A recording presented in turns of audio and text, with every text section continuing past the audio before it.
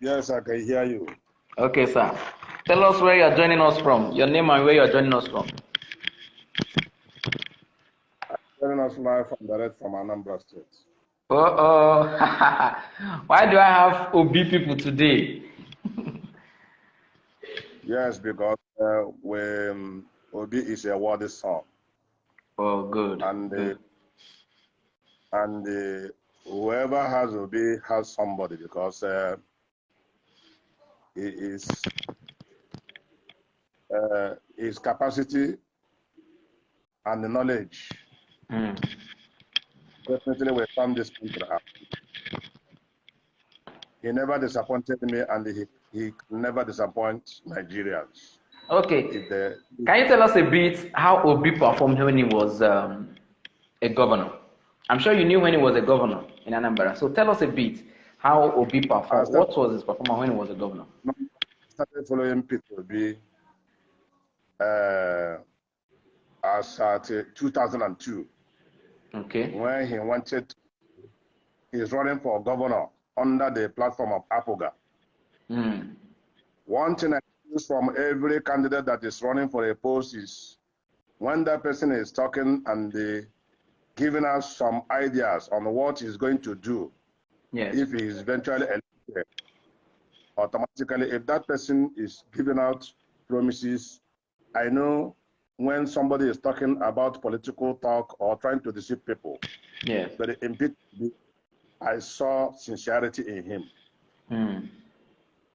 He may be simple, he may be looking simple, but inside him, he is man enough. And whatever he said, he would do.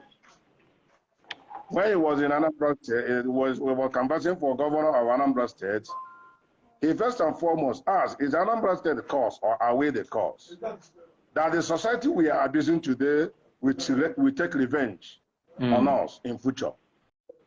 And Obi came in. When Obi came in, Anambra State was like most of the things don't have a suitable place. Like for instance, you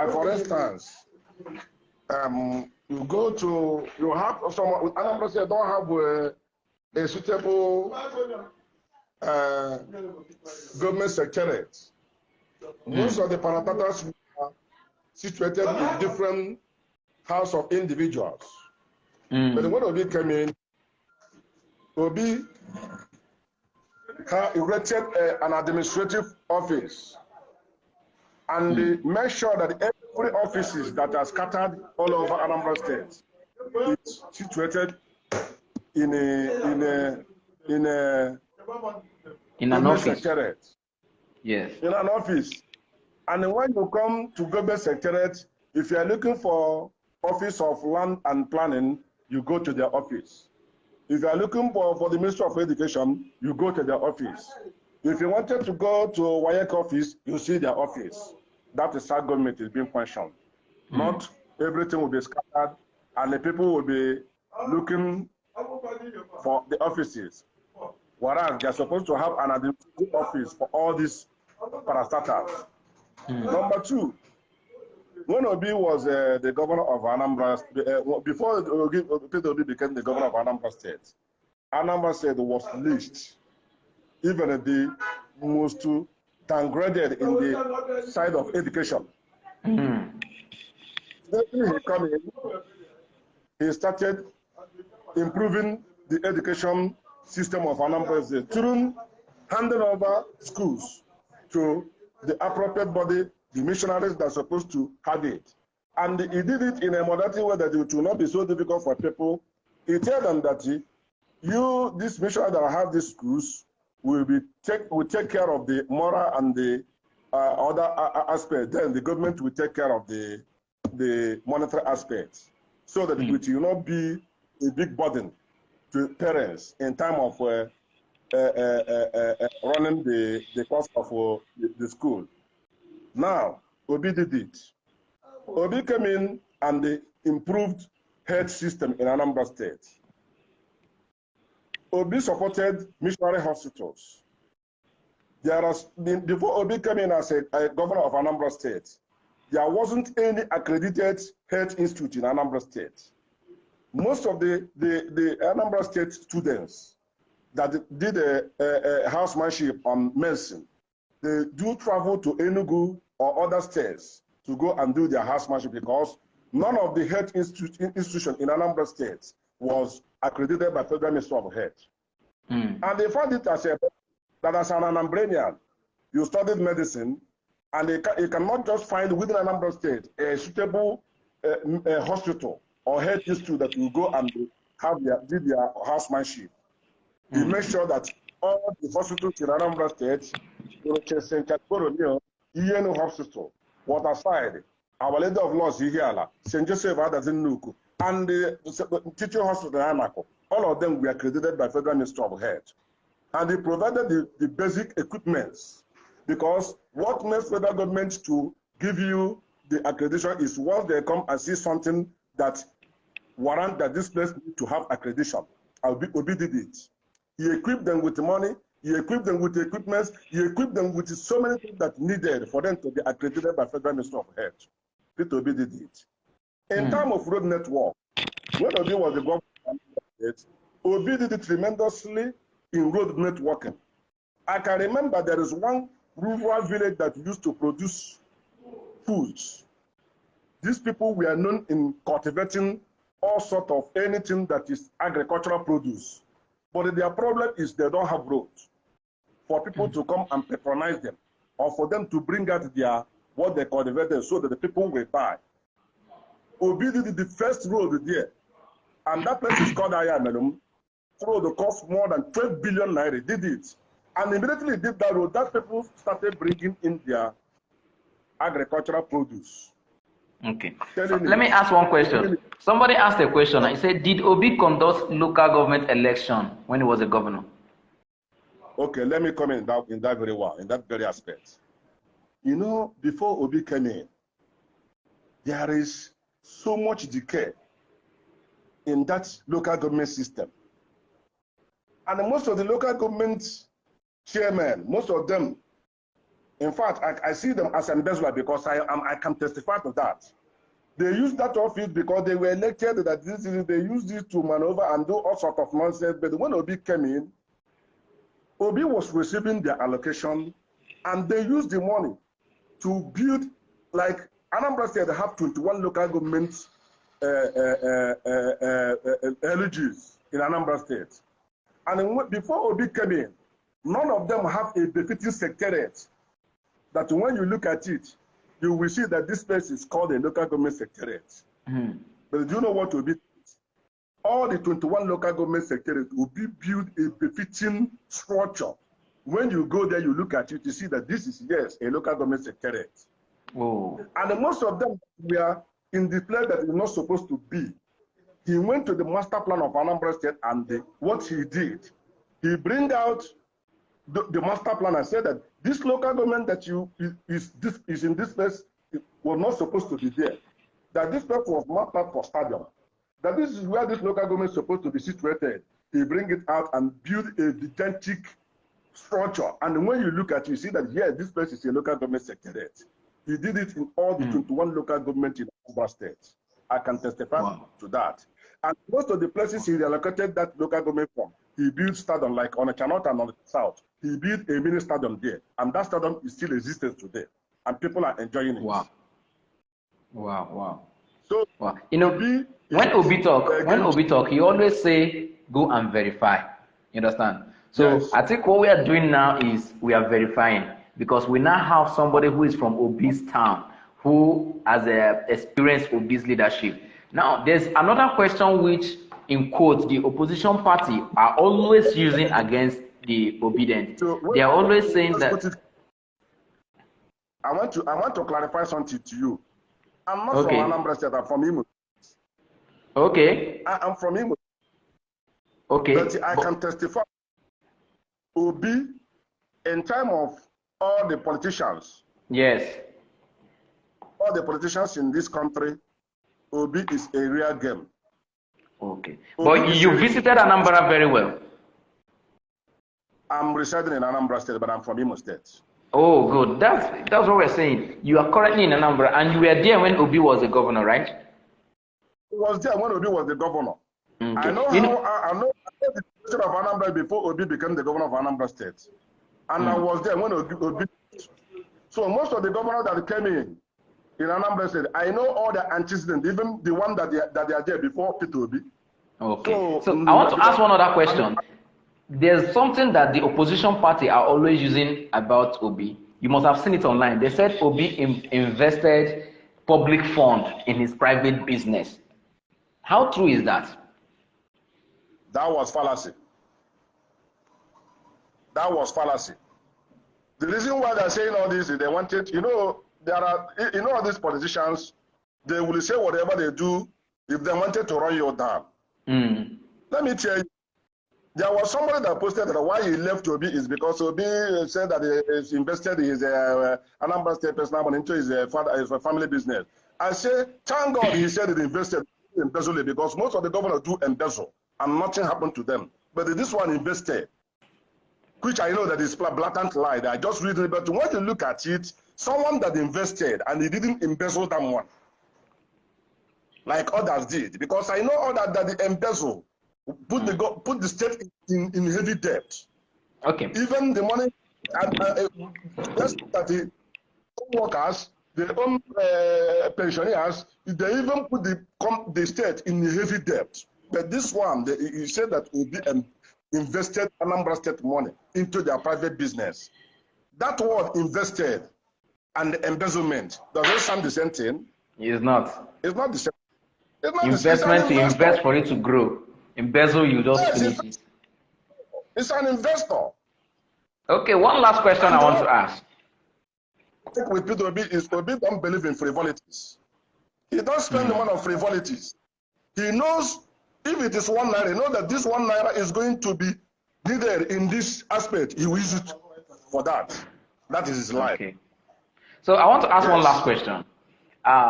Obi has told us he saved almost 79 billion naira before he left, almost 79 billion naira before leaving the office. And I think it's Obano was the person. Is it Obano that took over from Obi? Who is the governor that took over from Obi? Who is the governor that took over from Obi? Is Willie Obiano. Willie Obiano. So we are meant to understand that the governor that took over from Obi used that money to build the airport. How true is that? Actually, in that aspect, number one, Obi left 75 billion. And the day he was handing over, he called all the bank managers and they're there in the present. Yes. The account number, the of account, and everything was displayed in the handover note. Whoever that is starting to go and verify, because the account is here. And if you want to know exactly if what he's saying is true, you go there and verify. Everything will be said is verifiable. So that's what people meant to go and verify. So the where the money manager, mismanage or something like that is not something that I will come and they say because this is social media. But all I know is that he left money when he was going. He didn't own any pension or whatever. He left money. And that he left for handing over made the incoming governor not to have a difficult starting, like as is happening to the president one today. The state wasn't in debt. You know, Obi used to say that he said that he's the only governor that did not borrow money. Is that true? He never borrowed money as a governor. Throughout 8 years of Peter Obi didn't borrow kobo from anybody. So how did he generate those money that he left? How did he get them? Because we know that Anambra is not like Lagos that have a lot of revenue. So how did he get those money? See, because of the prudent nature of Peter Obi in managing of public funds, there is something people that are called minimum development goals. You know, these people is that when they see you that all the money that they have been given to somebody is being managed judiciously, yes, automatically they will be, you know, the Millennium Goals is being controlled by world donors. So Obi enjoyed that Millennium Development Goals. So most of the world donors, saw him as a prudent leader. Even they were marveled that since their history, this is the first time I'm seeing an African that money will be entrusted to do something for the masses, and that money will be used judiciously. And you know this word, once they try to and see the honest in you, you will see so many people will be donating.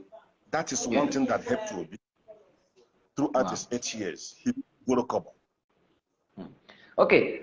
I'm so happy to have you on this live stream. So I have a lot of questions because I'm reading the comments coming in. So as they're coming in, I'll ask you, because this is the first time we're having somebody who stays in Anambra, who experienced Obi's governance. So, you know, Obi said, like he always says, we should go and verify. So what we are doing now is verification. Because me, I stay in Abuja. I've never been in Anambra before. So seeing somebody from Anambra now is like, I'm seeing Obi directly. So Obi said he reduced his convoy from 20 to 5. Is that true? Okay, see what happened. When Obi came in, the Anambra State House of Assembly approved him of a jeep, a bulletproof jeep worth of 258 million naira. He's using this as a governor for his protection, for his security, I mean. Do you know what Peter Obi did? Peter Obi checked that money and he found out that the 6 judges in Anambra State don't have a single vehicle of their own. About 19 permanent secretaries don't have a vehicle of their own. Do you know what Peter did? Peter said, instead of me to use this 258 million to buy just one Jeep to add to my convoy, he went to Peugeot company in Kaduna. He negotiated with them. He asked them, he needs about 100 pieces of 4 OCs. They gave him at the rate of, it was so 3.7 million, but due to he needed 100 pieces, the company gave him at 3 million each. He ordered for 100 pieces. Wow. Do you understand? Yes. That money is supposed to use one Jeep. He used it to order for 100 vehicles. He gives 6 to the judges in Anambra State. He gives orders to the commissioners and give 19 pieces to the permanent secretaries and use 5. And this vehicle is what he used till he left office, and nobody shot him. Wow. And that motor is not bullet. I saw it within myself. And if Peter Obi don't use siren, if Peter Obi goes now, nobody knows that he's passing. He don't use siren. And there's one thing he did that marveled me. Sometimes he will just disguise himself and just move with only one vehicle and come to the street. But that motor will be tinted. You will not know that somebody is inside it. Immediately you go there, you just call somebody, a passers-by in the street. Because if you want to know how your government is being penetrated to the masses, you go to the masses direct. Do you know what Peter Obi did? He just called one man that is passing. And he kept on asking, and he started asking that man. And immediately that man got there, wonder, the man saw, oh, it's Peter Obi. The man wanted to shout. He told the man, so no, don't shout. He started asking that man, this, how does this go? How does this happen? How does this happen? And with that information he got from that place, he would know if his government is penetrating to the masses. Or not. When somebody and they do something and bring a picture to come and show governor, Peter Obi like to go by himself to know if that thing he's doing, that the masses are benefiting deeply from that is his government. That is life. He did it. So someone that there is one thing that happened one day. Peter was traveling to this thing happened the last year. He had an appointment with somebody in Enugu. Along the Oji River, he met a school bus that broke down. That school bus was conveying about some students going to exam. Do you know what Peter did?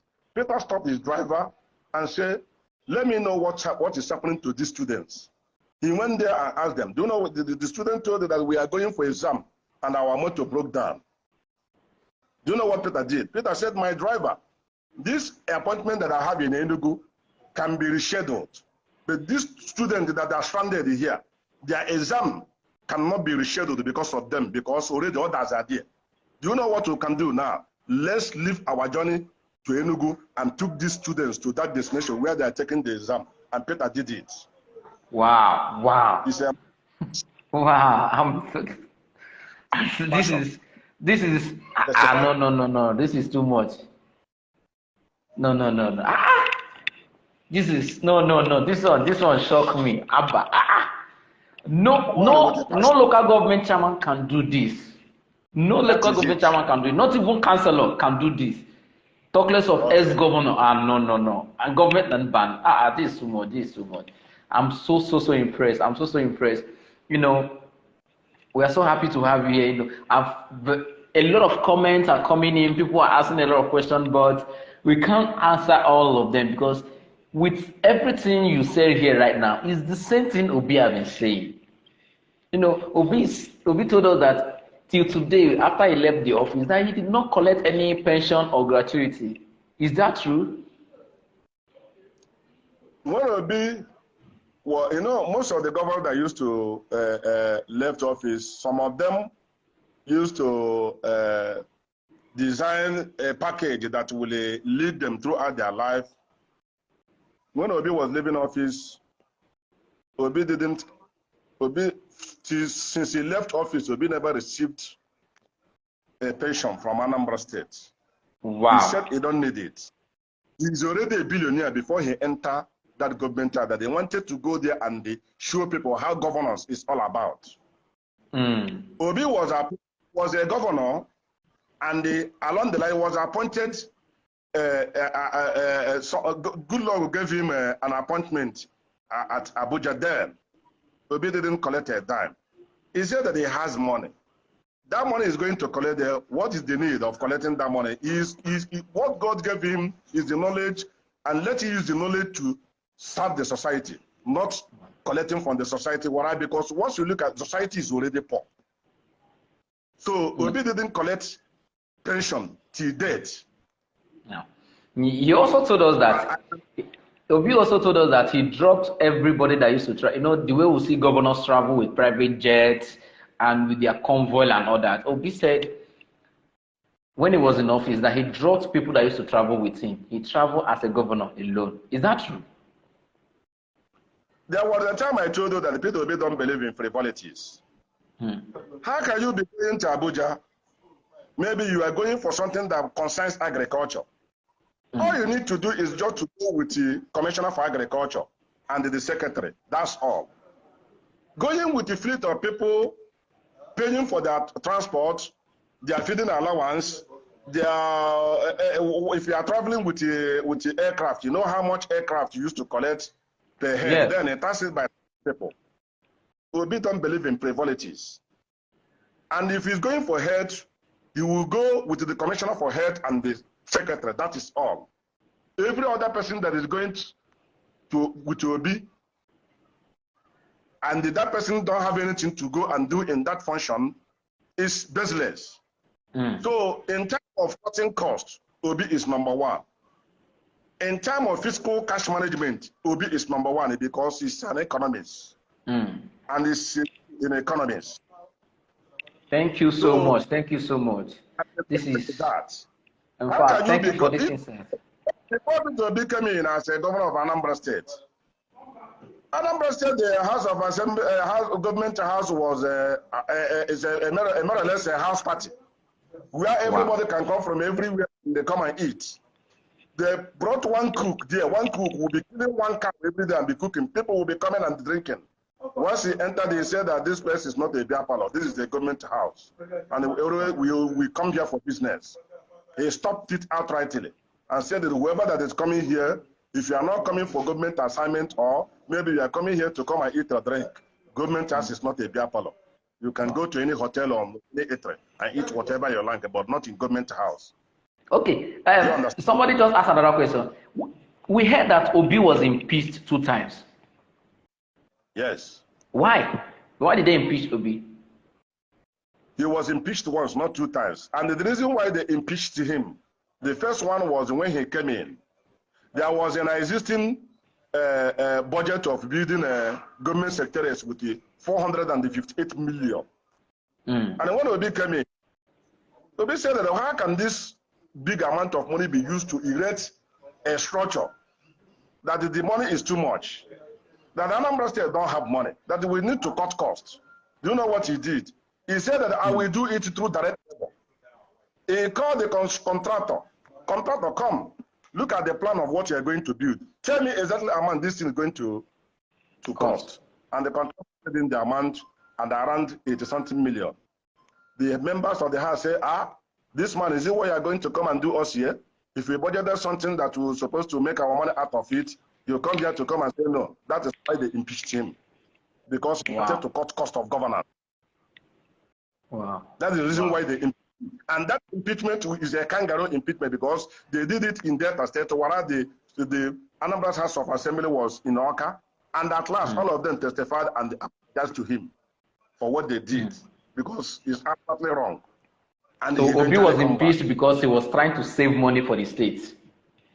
Yes, he was trying to save money for the benefit of the masses, not for few individuals and politicians. So they impeached him because of their selfish reason. That is it. And the letter apologized to him. Oh. Wow. The letter apologized. Now, this is great. We are so happy to meet you. Please, after this live video now, please send me your phone number through DM so that we can contact you after now. Thank you so much. We are so happy to have you. Thank you so much. Thank you. I'm so grateful. You have really given us enough insight today. You know, Peter Obi has been saying, go and verify, but there is no other bigger verification than what you've given us today. I have so a lot to say for Peter Obi if you give me the time, because the testimony of Peter Obi is unquantifiable. Okay. Peter Obi is fine politician. Okay, no problem. We will do a more interview after now. So you send me your phone number to my direct message so that I'll contact you after now. I'll make arrangement for the interview so that we can hear more for now. But for now, thank you so much. We are so grateful. We are so grateful. And you have strengthened our support for Obi. People like me, I've never met Obi before. I've never been to Anambra before. But based on what I've heard him say, I so much believe in him. And that's why whatever we are doing, I've dedicated my page for Obi. So we printed t-shirts with our money for Obi. We are doing a lot in Abuja for Obi. And those things are the money from our pockets. Obi is not giving any money and we are not asking for anything. We are doing it for a better tomorrow because... I've never met him one-on-one for the first time. I never collected dime from Peter Obi, but what I saw in him is a man with a passion. Exactly. A true leader. That his leadership always have impact to the human life. Wow. You understand me? Thank you so much, sir. Thank you so much. We are grateful. So we'll let you go now and we'll contact you later so much. Thank you so much.